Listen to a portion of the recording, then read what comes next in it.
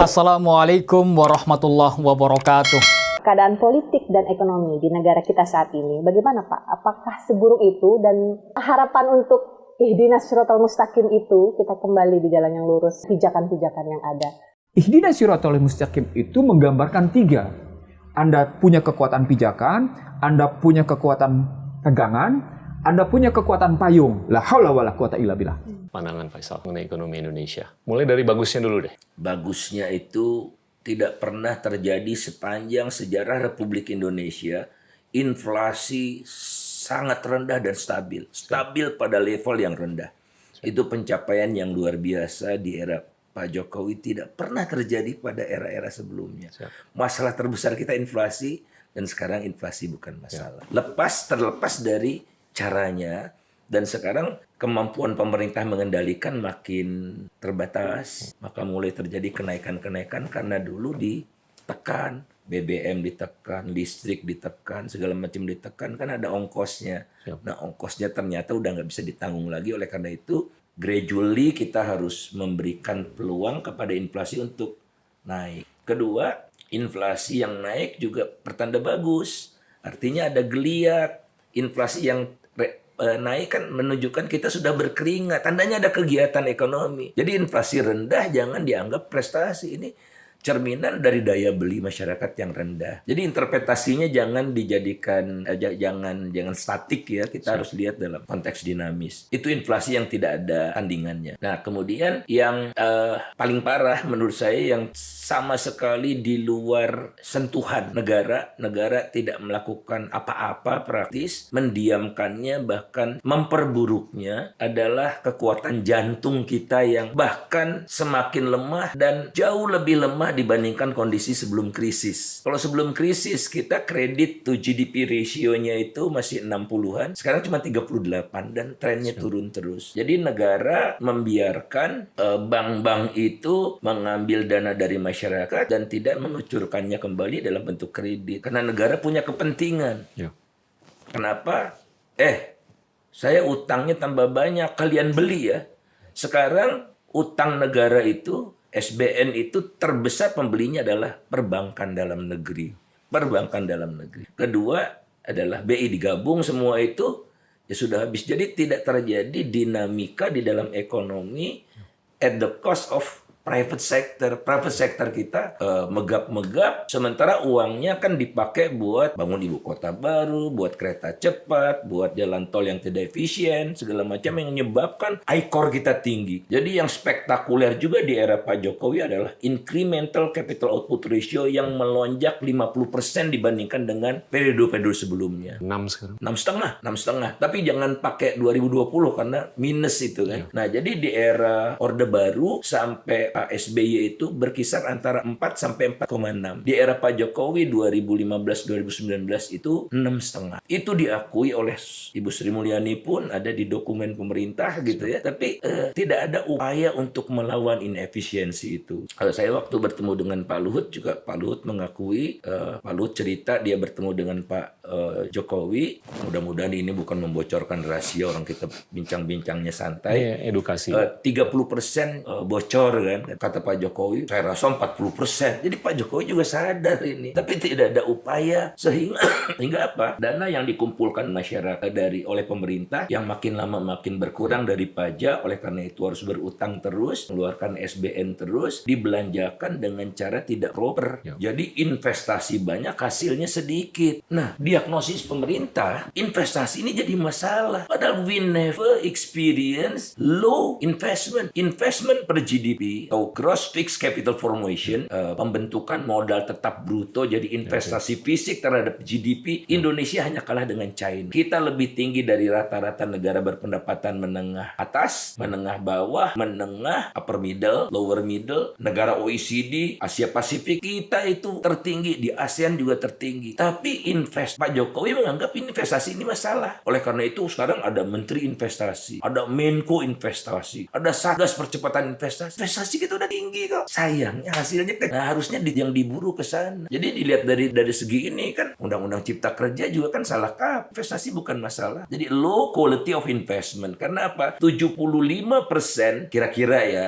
karena tiap tahun berubah-ubah, kira-kira 75% fixed capital formation kita dalam bentuk bangunan. Sementara yang namanya untuk machinery and equipment cuma 10%. Machinery and equipment inilah yang menghasilkan barang dan jasa yang digerakkan oleh industri. Jadi bukan jumlah investasinya, tapi komposisi investasinya dibereskan. Kan yang dibangun bukan industri, bukan kapasitas industri. Yang dibangun kapasitas industri juga sebagian besar dibangun secara enclave di smelter China, di Morowali, Konawe, gitu. Jadi saya kok melihat inilah saatnya kita untuk mengoreksi apa yang kita lakukan. Dan sebetulnya sudah dilakukan oleh pemerintah. Tahun lalu mungkin saya lebih dari 6 bulan terlibat dalam penyusunan konsep ekonomi baru pasca pandemi yang disusun oleh Bappenas. Ada 3 eksternal, nggak ada SK-nya, nggak ada apa. Ada Profesor Arif Ansori Yusuf dari Unpad, ada Teguh Danarto sekarang dekan FEB UI, dan jadi kita tiap Zoom untuk kita udah masukkan semua tuh isu-isu itu, kita masukkan yang namanya transformasi ekonomi yang dibutuhkan karena RPJM udah nggak relevan lagi gitu, udah berubah semua. Saya sekarang nggak dilibatkan lagi, nggak tahu saya udah sampai mana, tapi targetnya seharusnya tahun lalu udah selesai. Inilah yang harus jadi acuan bagi pembangunan pasca COVID. Tapi sampai sekarang saya tidak melihat. Sangat boleh jadi ini disebabkan karena hampir seluruh sumber daya manusia di Bappenas ini habis buat IKN. Padahal konsep besarnya tentang pasca COVID ini harus jelas. Nah, yang saya sampaikan ke Mas Gita barusan ini semua sudah diakomodasi di sana. Sampai keadilan ya, sampai social mobility yang harus kita investasikan mulai dari anak itu mengandung. Jadi access of opportunity itu tidak akan berubah. Probabilitas seorang anak dari keluarga miskin akan miskin tetap tinggi di Indonesia. Nah, di Amerika saja sekarang udah disadari, mereka investasi mulai dari bayi, mulai dalam kandung. Jumlah dananya besar untuk family allowance itu kan sekarang. Jadi kita harus beda sebetulnya cara berpikir kita. Sesuatu yang kita ulang-ulang ingin menghasilkan sesuatu yang berbeda, ya nggak bakal jalan. Makanya jangan mimpi growth bisa 5%. Jadi saya perkirakan di era pertama Pak Jokowi kan 5%. Targetnya 7. Di era Pak Jokowi kedua targetnya 6 kalau saya nggak salah. 6-an. Tapi kemungkinan besar cuma 3,5. Jadi terjadi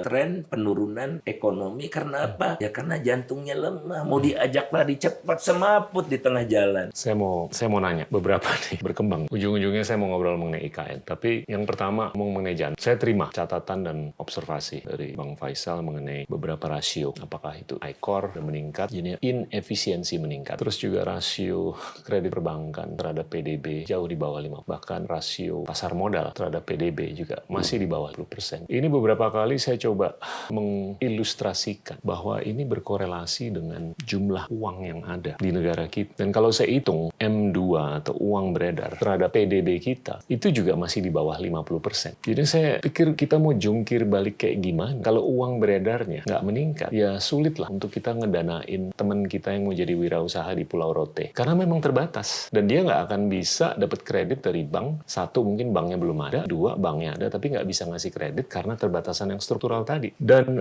ini mungkin agak-agak sedikit provokatif, tapi kalau kita mau naikin jumlah uang beredar, dan negara-negara maju tuh rasio uang beredar terhadap PDB-nya 125-250%. Ya kita harus ngutang, atau kita harus narik modal dari luar. Kita bisa bicara mengenai modal dari luar. Itu kalau menurut saya cukup kental dengan inersia. Nggak terlalu dinamis akhir-akhir ini. Bahkan rasio FDI terhadap, saya nggak lihat PMTB. Kalau PMTB menurut saya agak-agak misleading, karena walaupun itu cukup robust, tapi itu mengandung beberapa unsur yang nggak mencerminkan kapasitas kita untuk menarik modal yang fresh. FDI per orang per tahun di Indonesia itu cuma $100, sama dengan di Thailand dan Filipina. Tapi FDI per orang per tahun di Singapura itu $19.000. Jadi kalau kita mau naikin uang beredar, kita nggak bisa narik FDI secara jauh lebih signifikan daripada sekarang. Sulit kan? Nah, opsi kedua adalah untuk ngutang. Kalau ngutang, saya sih oke-oke aja dengan rasio 40% terhadap PDB. Rasionya sebetulnya masih... Rasionya oke, sangat. Okay. Tapi yang harus diperhatikan adalah serviceability-nya. Nah, ini seringkali diangkat oleh Bang Faisal. Ya, kalau mau servis utang, lu hitung berapa persen dari APBN, dan udah meningkat menuju 20% dari APBN kan. Udah gitu tax ratio-nya juga menurun dari 13% ke 9%. Sekarang 8, 8, kan. Jadi serviceability-nya ini bisa dibilang menurun kan. Oke. mungkin kita harus lebih bijaksana untuk ngutang ke depan dari luar. Ya kenapa nggak ngutang dari dalam negeri? Kalau ngutang dari dalam negeri, keterbatasan uang beredar kan, yang menyebabkan sulit untuk kita meningkatkan porsi utang di dalam negeri. Ya apa perlu kita merangkul teori modern moneter selama kita muliakan inisiatif itu untuk kepentingan rakyat supaya orang di pelosok tuh punya akses ke modal, ya kan? Moral hazard argumennya saya terima. Inflasi saya nggak terlalu terima. Karena inflasi saya nggak khawatir. Tadi Bang Faisal udah bilang. Bahkan kalau ngitung inflasi itu kita harus ngitung velocity of money. Dan selama M2-nya itu nggak terlalu bergerak secara signifikan, GDP-nya di situ-situ aja. Ya delta antara dua metrik itu yang menggambarkan velocity-nya. Dan itu sangat predictable atau predictably reasonable. Nah itu masuk nggak sih? Kita bicara tadi jantung, tidak afdol kalau kita bicara darah. Nah jantung itu fungsinya menyedot darah dan memompakan kembali. Nah, yang Mas Gita sampaikan tadi, darahnya dari mana? Ya, sebagus-bagusnya jantung, kalau darahnya kurang ya jantungnya tidak bisa optimal kan. Nah, darahnya ini bisa di-create dari kegiatan ekonomi produktif kan. Ekonomi produktif. Misalnya sekarang terjadi, ada kegiatan ekonomi produktif, tapi kok ada leakage gitu. Jadi ada kebocoran sehingga darahnya itu tidak mengalir di dalam perekonomian Indonesia. Jadi contohnya, lantas seluruh hasil ekspornya mereka jual ke China, devisanya tidak mantang di Indonesia. Nah itu leakage tuh, ada leakage-nya yang harus kita hilangkan. Kemudian kedua ada korupsi, dan koruptor biasanya naruh uangnya di luar negeri. Ini ada perjanjian ekstradisi. Nah ini baru mencari lubang-lubang yang membuat darah kita tidak bisa bergerak cepat di dalam negeri. Ingin terobosan juga adalah kita cetak uang 100% dari uang itu kita misalnya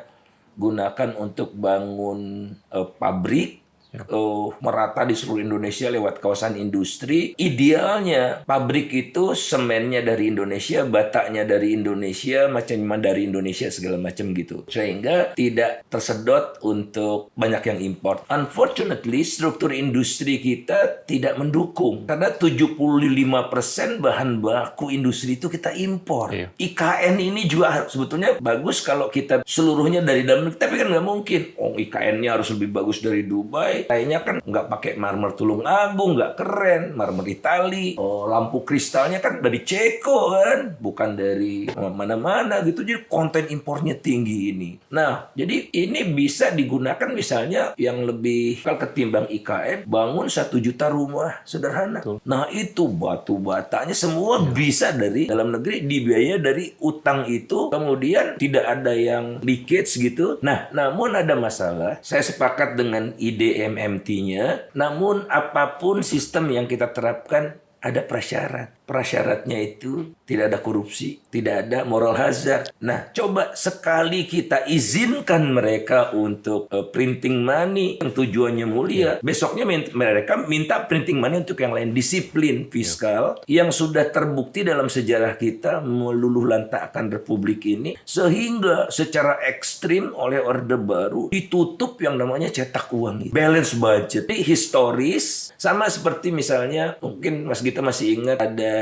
Steve Hanke datang ke Indonesia presentasi kepada Pak Harto, dibawa oleh Bu Rini Sumarno kalau nggak salah itu lewat Titi Soeharto dan Miranda Gultom itu pendukung waktu itu rupiah belasan ribu. Steve Hanke datang, saya jamin Pak Harto 5.000, dia bilang kan gitu kan, 5.000. Nah dia mau bikin currency board seperti di Hong Kong, di Singapura. Nah prasyaratnya tidak terpenuhi karena secara politik tidak memungkinkan. Karena apa? Kalau ada currency board, mau tidak mau permintaan akan valuta asing meningkat, ada keterbatasan falas, nanti kroni dulu yang begitu. Jadi saya setuju konsepnya, tapi prasyaratnya tidak terpenuhi untuk di sini, dan kita perlu cara yang barangkali tidak ekstrim MMT, tapi tidak ekstrim juga. Setuju saya tentang FDI ini. Nah, komentar saya tentang FDI, karena Indonesia secara sadar menciptakan barikade yang tinggi, tembok yang tinggi, dan tertinggi kedua setelah Saudi Arabia untuk FDI masuk. Ada OECD membuat index namanya FDI Restrictiveness Index. Kita nomor 2 tertinggi. Jadi secara sadar. Nah, apa itu bentuknya? Adalah kewajiban bahwa seluruh investor itu harus bermitra dengan lokal. Nah, di negara lain kan tidak ada. Nah, disitulah mereka keberatan. Nah, jadi kalau kita mau attract FDI, saya rasa mudah sekali. Bebaskan mereka, asal mereka bayar pajak. Mereka create employment, bawa teknologi, dan memastikan pasar. Dan FDI yang harus kita upayakan untuk menopang si kecil ini, UMKM kita yang luar biasa ini, orientasinya harus berbeda. Jadi yang saya bayangkan, kita bikin kawasan industri tematik untuk UMKM. Jadi misalnya temanya electronics, yang terkait dengan electronics, mebel, segala macam. Kita undang FDI UMKM dari Jepang, Korea, dan Taiwan yang mereka sekarang nggak bisa mempertahankan pabriknya di sana itu karena ongkos makin mahal. Mereka akan bedol, bukan bikin cabang, tapi bedol pabrik. Mereka pindahkan ke sini, mereka cari mitra, mereka sudah punya pasar, mereka sudah punya yang menyedot dana karena mereka pemasok industri-industri besar kan. Seperti itu akan lebih cepat kita mengangkat UMKM ini. Tentu saya UMKM kita ini kebanyakan. Jadi kita harus strengthen UMKM ini supaya kecil dan menengah yang besar, bukan mikronya. Ini observasi aja. Singapura tuh bisa mendatangkan $19.000 FDI per orang per tahun. Dan kita cukup memahami bahwasanya Singapura tuh mendekatkan diri secara ideologi dengan liberal democracy untuk beberapa dekade terakhir. Walaupun mereka predominantly Chinese. Tapi yang menarik adalah walaupun mereka melakukan pendekat secara ideologi dengan liberal democracy, mereka bisa menarik modal dari manapun. Dari Tiongkok, bejubel, dari Rusia, dari Eastern Europe, dari Indonesia, dari seluruh dunia. Mungkin, ini hipotesa saya, salah satu atribut yang menyebabkan mereka bisa itu adalah penegakan hukum.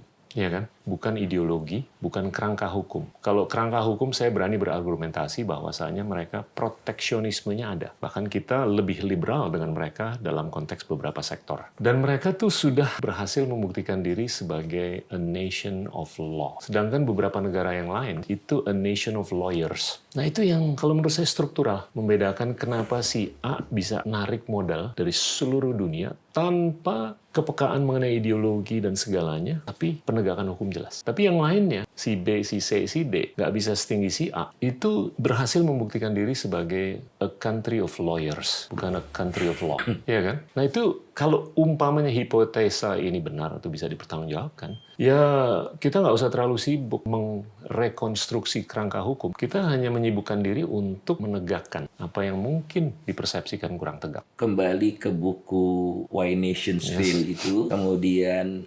dilanjutkan Narrow Corridor dari Acemoglu dan Robinson itu, dan itu penuh dengan debat. Jeffrey Sachs mengkritik habis di Foreign Affairs kalau nggak salah, tapi dibalas lagi. Terjadi ini ya, pertukaran gagasan yang luar biasa yang di kita hampir nggak pernah ada kecuali di sosial media. Nah, dan akhirnya tersimpulkan bahwa banyak faktor yang menentukan keberhasilan pembangunan. Kata Jeffrey Sachs, ada budaya, ada historis, geografis, segala macam gitu. Tapi Acemoglu Robinson membuktikan, dia setuju, tapi the most important factor adalah institution. Dan itulah Singapura itu contohnya. Jadi strong institutions. Apa sih yang disebut sederhananya institutions, rules of the game. Semua jelas, semua pasti. Jadi kalau saya melakukan ini, hukumannya jelas. Kalau di kita, kasusnya sama, hukumannya beda-beda. Nah, jadi saya juga pernah kebetulan jadi saksi di Pengadilan Tinggi Singapura gitu. 2 korporasi Indonesia berkelahi gitu. Dan saya diminta menjelaskan prosesnya seperti apa. Jadi due process of law-nya itu paripurna. Nah, jadi kalau di sini kita bersaksi di pengadilan, mulai dari pengadilan negeri sampai ke Mahkamah Konstitusi, jangan lama-lama ya. Ini waktu terbatas, tolong dipercepat ya gitu. Kalau di sana ditentukanlah masa sidang, saya dapat 1 hari setengah. Kesaksian saya itu 1 hari setengah. Sampai saya bilang, saya harus sore ini harus pulang nih. Jadi tolonglah diselesaikan sekarang. Sampai puas kedua belah pihak. Kalau waktunya tidak cukup, ditentukan masa sidang berikutnya. Jadi untuk mencari kebenaran itu tidak dibatasi. Ya, semua tentu saja ada batasnya, tapi semua puas, semua menerima gitu. Nah, ini yang kita tidak terjadi. Kemudian yang kedua, akibat rule of law yang jelas, kepastian juga jadi tinggi, sehingga hitung-hitungan saya bisa saya jadikan basis untuk mengambil keputusan. Kalau di sini tiba-tiba saya sudah beli lahan, tiba-tiba ada yang mengklaim sertifikatnya asli juga begitu. Wah, ketidakpastian seperti itu yang di sini. Selain, tapi kalau kembali kalau FDI, penyebab utamanya adalah FDI Competitiveness Index kita yang tertinggi kedua setelah Saudi dan Filipina kalau nggak salah juga seperti itu. Nah, oleh karena itu, ayo kita buat kepastian itu clear buat investor. Di batubara ini investornya bukan hanya dari dalam negeri, ada juga dari Thailand kan segala macam. Tiba-tiba hari ini diputuskan mulai besok tidak boleh ekspor. Itu barangkali jenis institusi yang barbarik sekali ya, menentukan dalam waktu sekejap itu, terus kemudian beberapa hari kemudian ditarik lagi. Itu yang menjadi trauma, ketidakpastian itu di Indonesia. Gini loh, kalau saya hitung uang beredar yang ada di negara-negara Amerika, Uni Eropa, Inggris, Jepang, dan Tiongkok, itu 100 triliun dolar M2-nya. Dan mereka tuh lagi bingung mau diinvestasikan karena di Jepang minus bunganya, di Eropa juga minus, di Amerika juga ya sebentar lagi 1 lah. Inflasi kemarin 7%, tapi itu sangat transitory. Mereka kan semestinya bisa mendemokratisasikan modal kan, ke tempat-tempat seperti Indonesia. Nah ini kalau menurut saya ini peluang emas menyongsong G20. Yang mana kita duduk aja dengan 5 negara yang mengelola 100 triliun dolar. Bro, apa nih yang gue perlu lakukan supaya lo nyemplungin? Nggak usah 100-nya, sebagian lah. Dan 100 triliun dolar itu 100 kali GDP kita kan. Dan kedua, kita bisa ngobrol mengenai hilirisasi supaya lebih padat karya dan segala. 3, kita bisa ngobrol mengenai perubahan iklim. Nah ini saya ngelihat ini peluang emas sekali kita bisa meningkatkan FDI. Dan saya agak menyayangkan bahwasanya FDI kita tuh masih di level yang rendah. Relatif dengan negara-negara seperti Singapura. Ini juga bisa disambung dengan topik berikutnya, yaitu IKN. Kalau memang kita mau meng-privatize pendanaannya, ya itu mungkin yang bisa dieksplor. Tapi kalau kita mau meng-fiscalize pembangunannya, ya balik ke tax ratio, balik ke uang beredar juga. Dan saya ngelihat tuh mungkin ada acuan yang cukup menarik di Tiongkok. Beberapa dekade yang lalu, mereka tuh memprakarsai inisiatif untuk membangun 113 kota sekunder ataupun third tier atau tier 3. Jadi bukan di level Beijing, Shanghai atau Tianjin, tapi di level Foshan, ya kan? Dan itu jelas sekali dari barat sampai timur yang mana mereka tekad untuk melakukan urbanisasi, tekad untuk melakukan redistribusi kesejahteraan, tekad untuk melakukan gimana mereka bisa merangkak di rantai nilai dan segalanya dan teraktualisasi. Ya mungkin nanti babak berikutnya setelah IKN, kalau kita duitnya udah cukup, uang beredarnya udah cukup, untuk kepentingan redistribusi kesejahteraan, kita pikirin tuh Kebumen, kayak Banyuwangi, kayak Jember, kayak Tarakan, kayak Bengkulu, kayak Rote, kayak atau apa, itu kita tingkatkan. Gimana tuh Mas? Nah, kalau kita bicara ini saya optimis. Siap. Optimis dalam artian begini. Indonesia terdiri dari 17.500 sekian pulau, sambung menyambung menjadi satu, dirajut menjadi Republik Indonesia oleh laut. Jadi bukan laut yang memisahkan pulau-pulau itu, lautlah yang mempersatukan pulau itu. Dan tidak ada satupun negara mirip dengan Indonesia. Kita ikut model pembangunan China, Amerika, Eropa, kontinental semua. Kekuatan laut inilah yang selama ini kita abaikan sehingga Indonesia secara fisik itu tidak terintegrasi. Ongkos angkut dari Jakarta ke Papua itu 5 kali lebih mahal daripada dari Jakarta ke Shanghai. Jadi Indonesia, Jakarta lebih terintegrasi dengan China ketimbang dengan Papua. Dan yang bisa membuat Indonesia terintegrasi adalah ekonomi lautnya, kekuatan laut yang ditopang oleh transportasi laut. Nah, bayangkan Indonesia terdiri dari berbagai negara itu, ya ada 4 negara besar, Jawa, Kalimantan, dan sebagainya itu intensitas hubungan di antara negara-negara di dalam Indonesia itu, jangan negara lah ya, negara-negara bagian di dalam Indonesia itu menjadi sangat tinggi karena apa? Transportasi lautnya murah, logistik cost-nya menjadi sangat murah, sehingga bisa dikatakan, ini saya selalu yang gampangnya, kemarin ini sama istri habis booster di mall, kan biasanya di mall. Nah, menjelang parkir itu ada supermarket, kita beli buah. Ada jeruk Medan, ada jeruk Mandarin. Lebih murah jeruk Mandarin. Kenapa? Jeruk Medan yang Pak Jokowi baru dari Karo sana kan, dia bilang akan saya perbaiki nih jalan-jalan. Bukan jalan, Pak. Bagusnya yang diperbaiki adalah jalan-jalan menuju pelabuhan sehingga jeruk dari Karo itu diangkut pakai laut, ongkos angkut lautnya itu 1/10 dari darat. Tol lautnya. Tol lautnya Pak Jokowi nggak pernah ngomong lagi. Sehingga kalau dari China dibawa ke sini, lihat itu apalagi menjelang Gongsi Facai kan, jeruk Mandarin semua yang ada di Indonesia itu kan. Karena diangkut dengan kapasitas kapal 10.000 ton, 20.000 ton, 40.000 ton, ongkos angkut per kilo almost zero. Dan mereka sekarang penetrasi sampai ke desa-desa. Nah, kita bayangkan logistik cost yang dikembangkan lewat sistem transportasi laut nasional dengan armada yang keren, ya, sehingga tidak perlu lagi sapi itu diangkut hidup-hidup dari NTT ke Jakarta. Kita bikin pengolahan daging sapinya di NTT, datang ke Jakarta udah siap dalam bentuk daging rendang, daging steak, daging apa segala macam. Maju NTT-nya Mas kita. Tapi orientasi kita nggak pernah begitu karena kita menganggap laut ini nggak penting. Yang kita bangun jalan tol terus. Saya tidak anti jalan tol, tapi ayo loh. Kita coba kembangkan dan sedihnya ya di era Pak Jokowi ini peranan transportasi laut turun terus. Padahal janji Pak Jokowi waktu menang pertama kan pidato di kapal, kita ingin membangun peradaban baru, peradaban nenek moyang kita, peradaban laut. Kita tidak boleh membungkumi laut. Wah, heroik sama Pak JK waktu itu. Pernah lagi. Nah, jadi repot ini. Nah, dengan begitu maka nanti akan tersebar. Karena transportasi lautnya menjadi sangat murah, maka terjadilah pergerakan barang yang dinamis dari bukan pergerakan, pertukaran barang. Jawa beli apa, dari sana beli apa. Kalau sekarang kan terjadi. Nah, jadi kuncinya apa? Transportasi laut, kejayaan dimulai dari laut, dan kedua otonomi daerah. Karena daerah lah yang paling tahu. Saya diundang nih awal Maret nanti ke Tual, saya nggak pernah ke Tual, sangat jauh di mana. Nah, saya kejayaan akan kembali ke tangan umat Islam, insya Allah, tetap yakin. Saya Karin mohon undur diri. Subhanakallahumma wa bihamdika asyhadu an la ilaha illa anta astaghfiruka wa atubu ilaik. Billahi taufiq wal hidayah. Wassalamualaikum warahmatullahi wabarakatuh. Waalaikumsalam warahmatullahi wabarakatuh. Terima kasih. Wassalamualaikum warahmatullahi wabarakatuh.